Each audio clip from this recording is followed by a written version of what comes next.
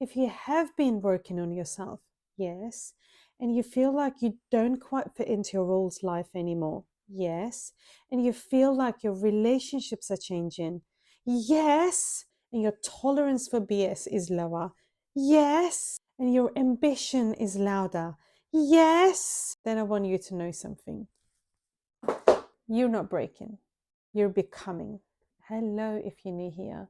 My name is Shay. I'm a traditionally trained therapist who now help coach women from stuck and in freeze to action and chasing my dreams. Healing doesn't just make you calmer and happier and love and light. It actually dismantles your old identity. And this is something that we all go through as we grow up and move into different phases and stages of our lives. You're not the same person you were when you were 10. You're not the same person you were when you were 15. And now, what is the difference? Why are you different than the person you were at the age of 10, 15, 18, 21, and so on? What is the difference there? The difference is you've grown, but you haven't just physically grown from a child body to adult body. You've grown in your mind. You've grown in the way you think. You've grown in the way you understand things and the way you make sense of the world, right? And this is an ongoing process. So often there comes a time in our lives that we grow again, even though we are adults.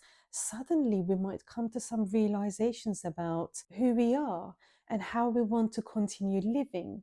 And our ideas and thoughts and beliefs might change. And listen to this, you're here to learn and grow. Every person on earth have a pull in their soul for growth to reach our full potential. So this is an ongoing process that happens all the time. You learn, you grow, you move on. You learn, you grow, you move on. So then you might start realizing that you were playing certain roles in certain relationships. Every relationship we have, we are assigned an unspoken contract that everyone plays a certain role. With your mother, you might be playing a role of a helping, lovely daughter. With your husband, with your partner, you might be playing a role of fixer, rescuer, saver. Maybe with your friends, your role is the carer, the lover, the listener. And there comes a time, boom, you realize.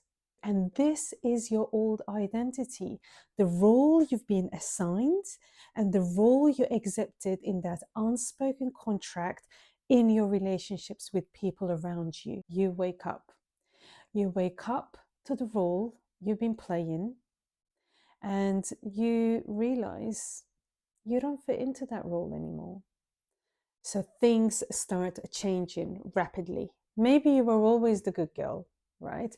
The strong one who doesn't have any human needs, who doesn't ask for anything, who just gives, so that everyone else is happy. The reason why you were assigned these roles, because it kept you safe. That's what your nervous system learned quite early on.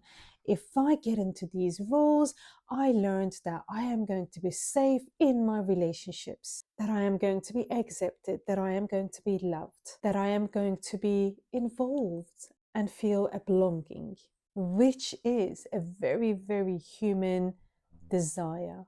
However, let me give you a secret. You cannot build a big life whilst playing a small role.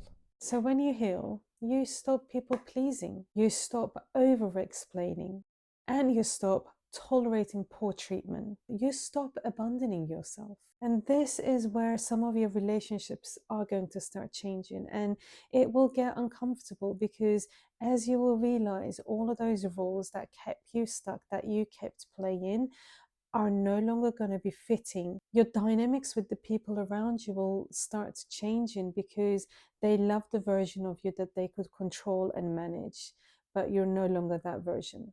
So just know that this is a very normal stage of outgrowing your old skin. And outgrowing your old skin, your old identity, can feel quite lonely because you might feel misunderstood. and that you might start also feeling guilty as well.